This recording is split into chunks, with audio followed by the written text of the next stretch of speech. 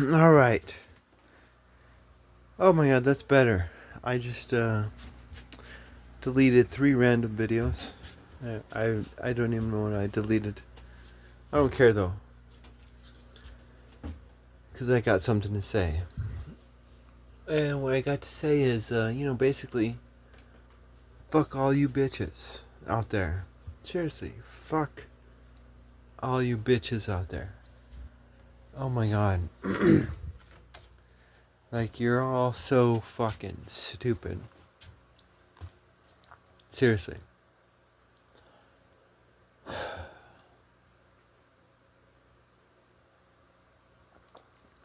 Thanks to the videos I deleted, I have 48 minutes. I only had 3 minutes when I tried to start to make this. But now I have 48 minutes to tell you all how stupid you are. Now,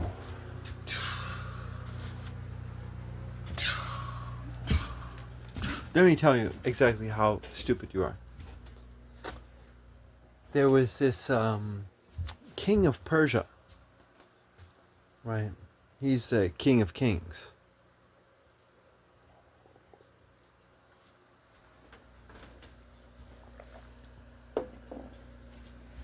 And he was fighting the Greeks, right? The glorious Greeks, the founders of Western civilization. Not really, but the destroyers of Western civilization in reality. But the Greeks, he was fighting the Greeks. And he said the following. And I don't know the exact quote. You can go look it up for yourself and pat yourself on the back. But basically, what he said was that, in Greece, you can live in a society where a man will cheat you to your face while smiling in your face and calling you a friend. He will cheat you in the marketplace. He will fuck you over in the fucking marketplace and call you a friend. Right? Now what? Now again, who is this talking? Who's talking right now? This is the Persian king. This is the king of kings, right? The Persian king. He was a part of Daniel's pyramid or statue. Not pyramid, but he's part of Daniel's statue. This is the Persian king talking. The one of Daniel's parts in the statue.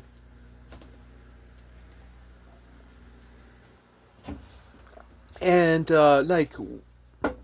geopolitically, we could be talking about how the Persian king was actually the king of different kings. Like there were different tribes within this Persian world. Like this was not a nationalistic world like our worlds today. Nationalism. Go Germans or go Americans or go Arabs or go Chinese. This was not a nationalistic world. They respected borders back then. And this Persian world was a multinational world. And the Persian king was actually king of different kings. Right? He was king of different kings. So that's what that means. King of kings. So he was king, but other kings recognized him as king. So he was king of kings, right? But that's disrespectful to the reality of the history. And the reality of the history is that this has a legal meaning. Right? This king of kings. This king of kings that has a legal meaning. And in the Persian world, that legal meaning was that every man was the king of his castle. And the Persian king had no power over another man's castle.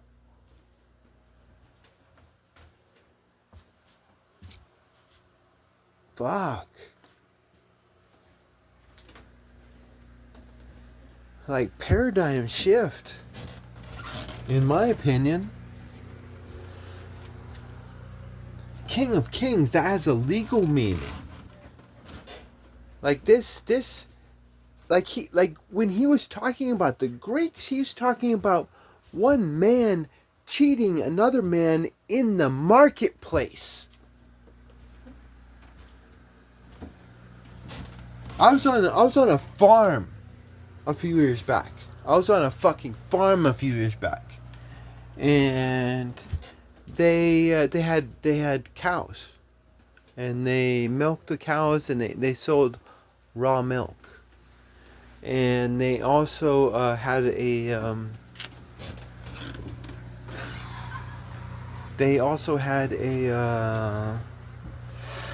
what's it called? They had a greenhouse. So they had this greenhouse, and they sold vegetables. But they also grew some weed. They had like several weed plants, and this woman who worked there, it was the daughter of the owner. She came up to my friend and I, and she told us how to deal with the weed plants after we pulled them out of the ground. And she brought this fertilizer around, and she told me to sprinkle it, and I did. And she told me like when and how, like, and I did. And so she knew how to fertilize her own shit without the having to go to having to fertilize with the anyways, the system, through the system. But she told us to pull the marijuana plants out of the ground, and she actually came by to do it herself, because I don't know if she trusted us. But she pulled the fucking marijuana plants out of the ground. And then she told them that we're going to hang them upside down for 3 days. We're going to hang them upside down for 3 days. And then after that, what we do is, again, you have the bud and then you have the leaf. Like, if you know about marijuana, everybody knows about the marijuana leaf design. But the leaf doesn't have any THC on it. It's the bud that has all the THC. The leaf doesn't have any THC. So after hanging it upside down for 3 days, you now take it off the hook, and you peel all the leaves off. Okay, that's what you do. You peel all, because the leaves don't have any THC. In other words, you clean your bud. You clean your fucking marijuana. That's what you fucking do. You clean your fucking marijuana. That's what you fucking do. But, oh my god, like, nowadays, we have all of these marijuana places opening up all over the place. Like, in every state, marijuana is being legalized, and it's just, people are celebrating it. They're going in, they're getting all this marijuana. But like, I've opened many pre-roll joints. I've opened many pre-roll joints, and what do I find within these pre-roll joints? I find leaf and stem, and just a little bit of bud. That's what I find. I find a marijuana distributor smiling in your face, calling your friend, and cheating your fucking ass. They're not treating you like a king. They're not treating you like, they're treating you like a bitch. They're treating you like a fucking bitch. That's what you're. Oh my! Look, you want to talk about being treated like a bitch? I'll talk to you about being treated like a fucking bitch. All you fucking bitches out there. I'll talk to you about treating. Okay, here we go. The first 5 UFCs.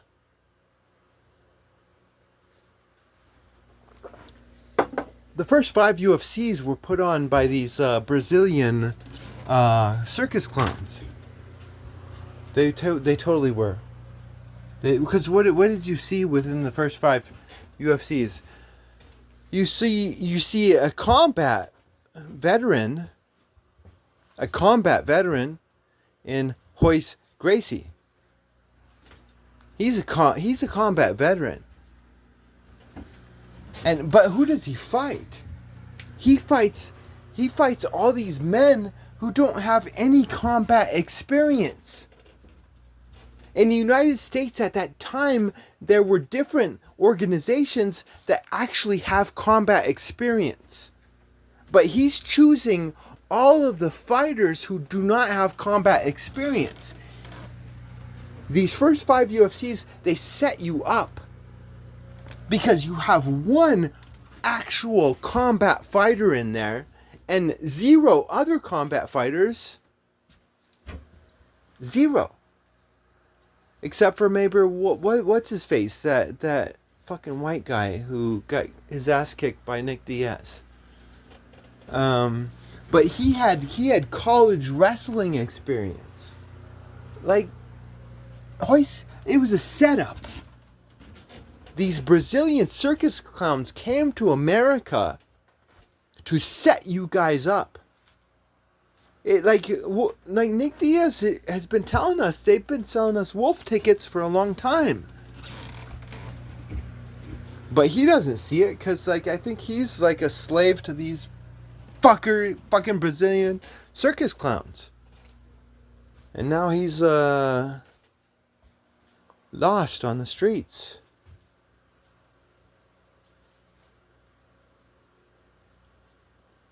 But man, no, these Brazilian circus clowns, they disrespected you.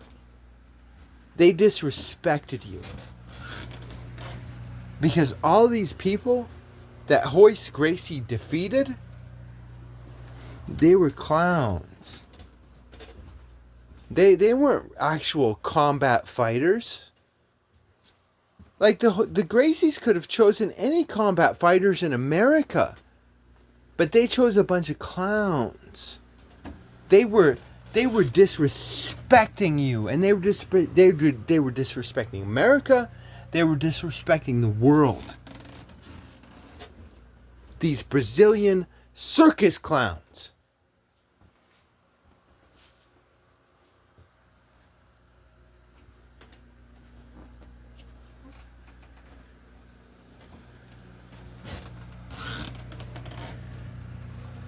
No, man. Like, the reality, like, again,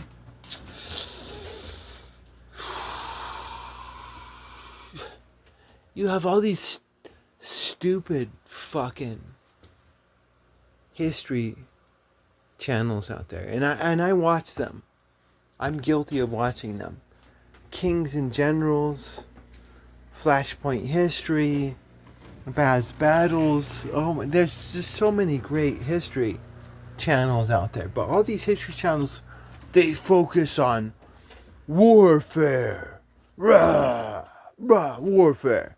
But no, it's about the law, which you're not going to hear about in any of the histories. Like, you can know a tribe by knowing its laws. Not by knowing the rhetoric it has of itself. Durr. Durr. My God. Like, fuck the rhetoric. No, you know a tribe by knowing its laws.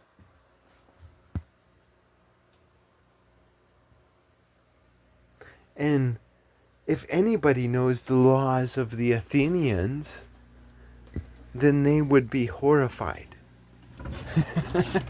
That the Athenians would be the founders of Western civilization.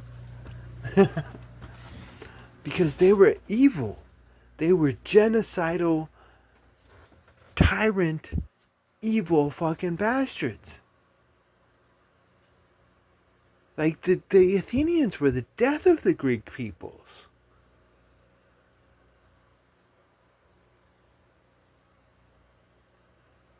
Oh my god, they totally were.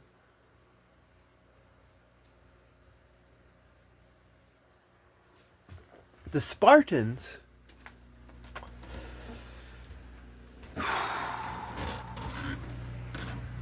The Spartans. Where do I... Oh. The Spartans.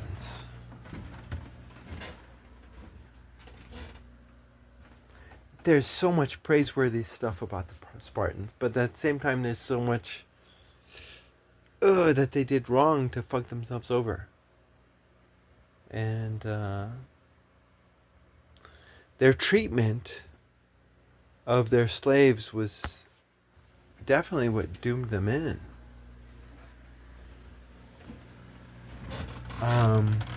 But the Spartans were so much better than the Athenians. Oh my god.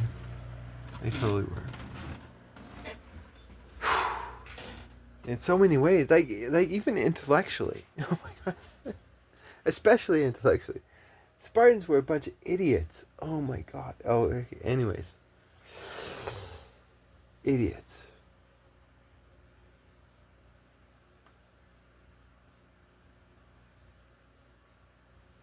No, man, like,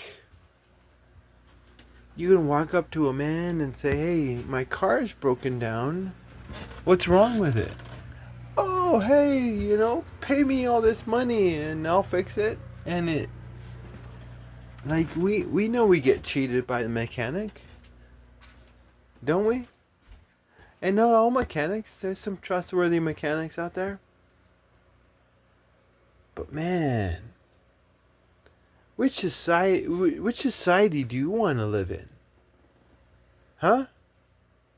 Do you want to live in a society where the laws respect you? Huh? Do you want to live in a society where the laws fucking respect you?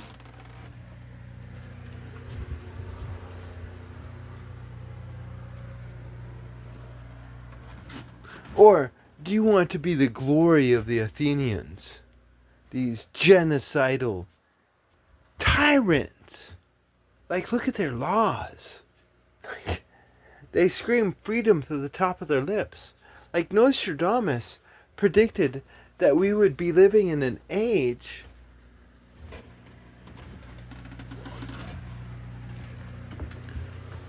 where freedom was false. That in the future they're going to be living in a false freedom. I mean, Nostradamus predicted it, and like, there's nothing necessarily mystical about what he did. Like, he could have just like seen the trends of his time. It's all scientific, bitch. It truly is.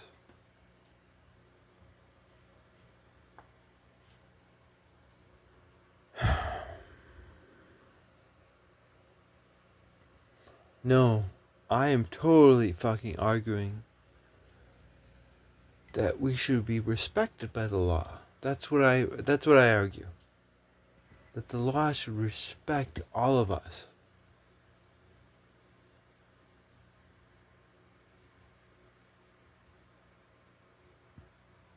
And that guilt is something that's sacred. We shouldn't treat that lightly.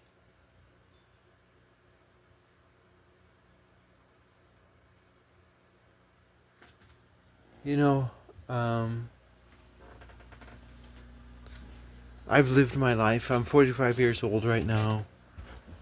There's not a whole lot of men in the world I've respected, but there is a lot of men in the world that I've met and respected.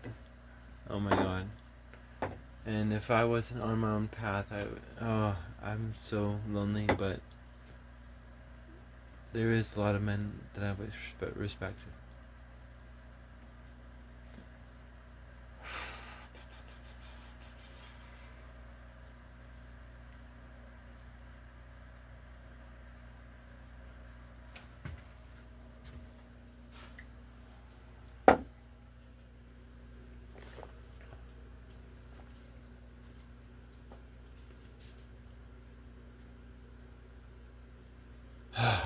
mm. You know what? I'm gonna get a cigarette. Oh my god. Hooray. Hooray.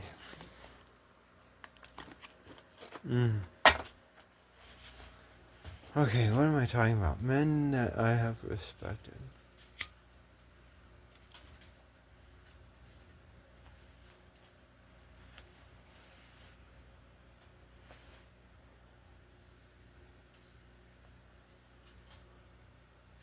You know, I was listening to Charles Bukowski talk one time. And Charles Bukowski, one time, he said that sometimes he feels more lonely around other people than he does when he's by himself. And when he said that, I was just like on fire. I was just like totally fucking on fire because there's another thing he said one time, and I don't think the interviewer was like getting it.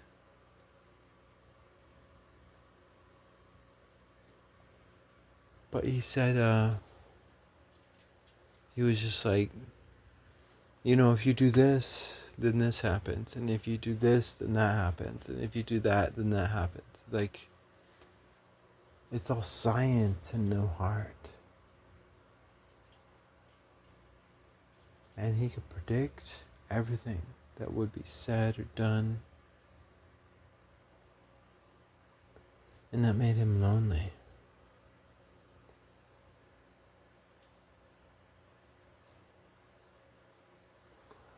Like,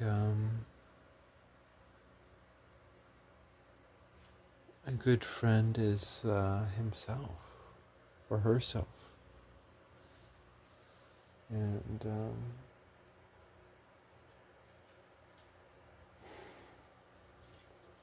to be condemned by time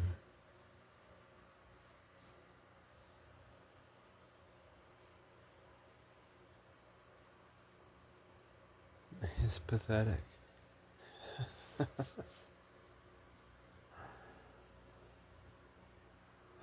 But when he said that, it was like, you know, you do this, that happens. You do this, that happens. You do that, that happens. And I can feel this man's loneliness.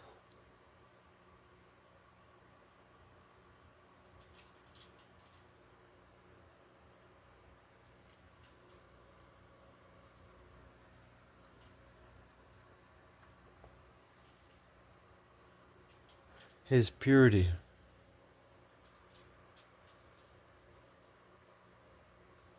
Saint Charles Bukowski, the patron saint of drunks. I'll drink to that.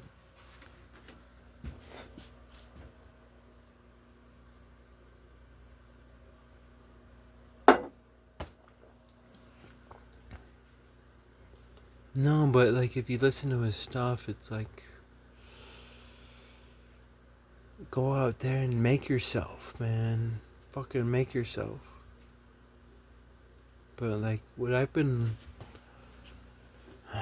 like, I don't know, what I've been personally channeling in my own little personal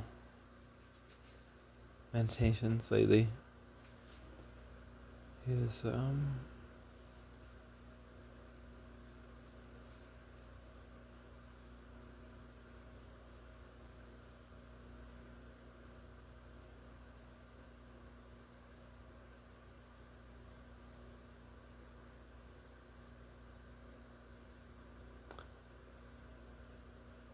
is that we all yearn for community of some kind,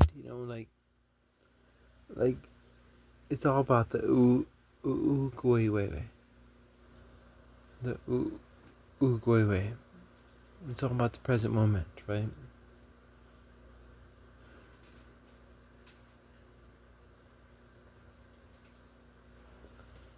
And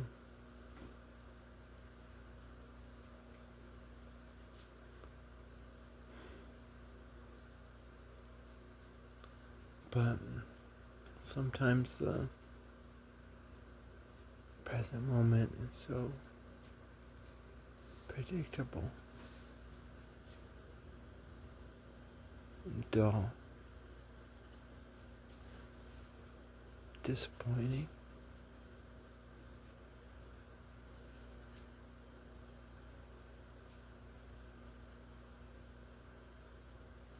Disappointing.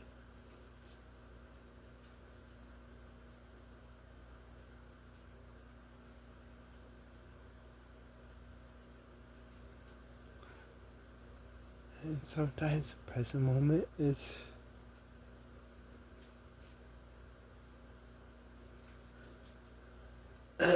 so lonely. And God and the angels and the ancestors, they're not going to help you out. They're only going to laugh at you. Because as Enoch says, God will long suffer the unrighteous.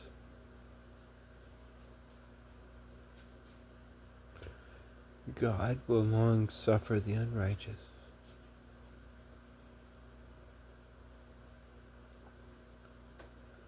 And that's the law.